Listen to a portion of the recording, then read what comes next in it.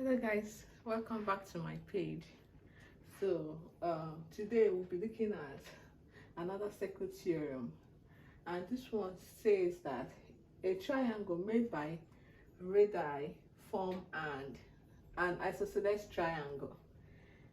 So I'm actually incorporating two theorems together. The fourth theorem is that one exterior angle is equal to two interior opposite angles. So I'm going to incorporate actually two circle theorems together with these examples.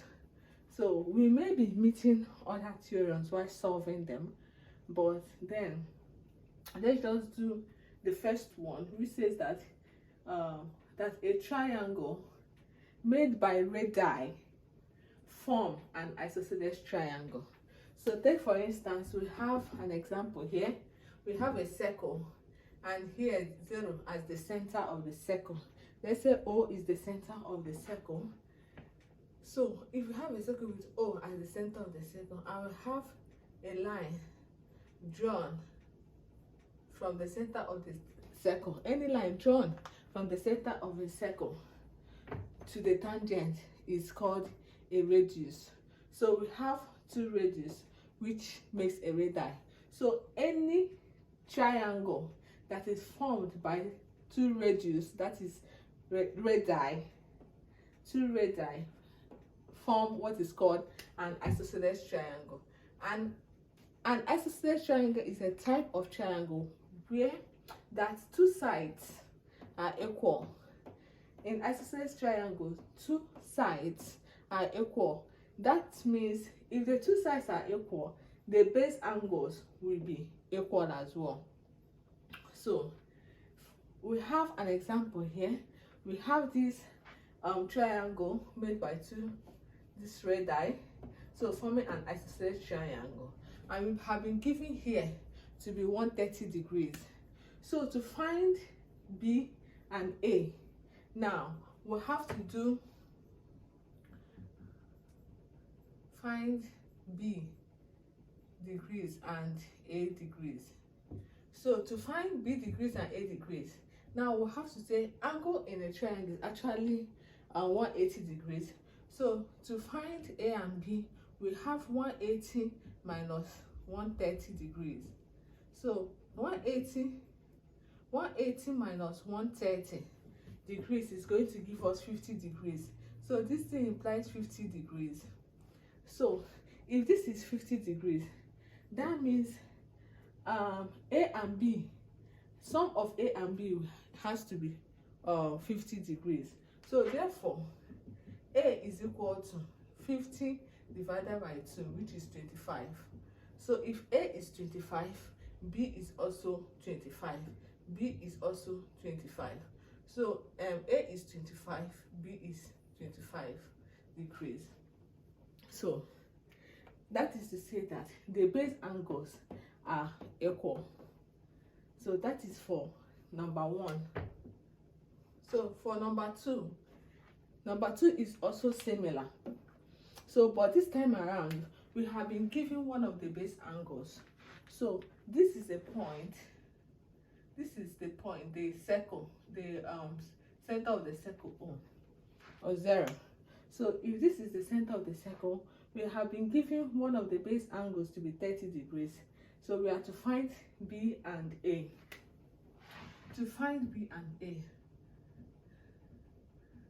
so here, if we were asked to find B and A, remember we already have one of the base angles to be 30 degrees. So if one of the base angles is 30 degrees, that means A will also be 30 degrees. So if A is 30 degrees, A is automatically 30 because base angles of isosceles triangle are equal. So if A is 30 degrees, we have to find B. So to find B, B is equal to, simply implies 180 minus 30 plus 30. So this means 180 minus 30 plus 30 is 60, which is equal to 120 degrees. Yeah, hope I'm right. Yes. So B is 120 degrees. So that is for that. Now we have another question. So number 3 says we already have center of the circle 0, and then we have an exterior angle here 80 degrees. So if we have an exterior angle 80 degrees, we have been asked to find both the base angle of the isosceles triangle and the other angle as well. So to do this, there are 2 ways to find A. So the first thing we'll do is to find A. Is either you find A or you find the base angles. So if we employ the 4th rule, 1 exterior angle is equal to 2 interior opposite angle. So this is an exterior angle. So if this is an exterior angle and we have to find interior opposite angle, that is to say that whatever is here will be B plus C. And remember, B plus C, B will be equal to C because they are base angles of isosceles triangle. So if that is the case, that will be that is to say that B will be equal to 80 divided by 2, which is 40 degrees. And again, C will be also 80 divided by 2, which is 40 degrees. So if we have found this to be 40, 40, now to find A will be actually easier.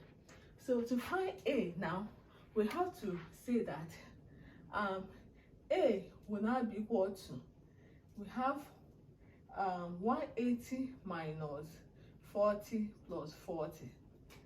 So that is 180 minus 80, which is 100 degrees. So A will be 100 degrees. That is one method of solving this. Another way we can solve this is, number 3 is to employ what we call angle on a straight line so that we can find A. So angle on a straight line is actually 180 degrees. So if it is 180 degrees, that means we have, to find A will be equal to 180 degrees, which is angle on a straight line, minus 80 degrees, which will give us 100 degrees. And if it is 100 degrees, if we have found 100 degrees here, to find B and C will now be 180 minus 100, which will give us 80. Then 80 divided by 2 will give us 40. Here will now be 40, here will now be 40. So that is why I said we may employ more than 2 rules. So in this case now, we employed the first rule, second rule, and you can also employ angle on a straight line rule. So that is it for today. Thank you, and do not forget to follow my page, like, share, and comment. Thank you.